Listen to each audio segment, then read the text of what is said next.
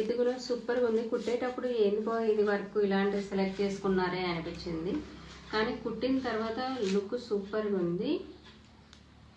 ఇవి హ్యాంగింగ్స్ చూడండి, ఇక్కడ హ్యాండ్స్ ఇలా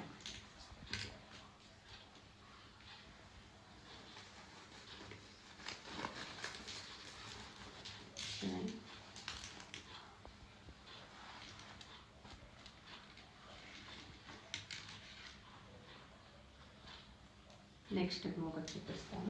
ఇంకా వీళ్ళే పెండింగ్ ఉన్నాయి, కానీ వేరే వాళ్ళ అర్జెంట్ ఉన్నాయి.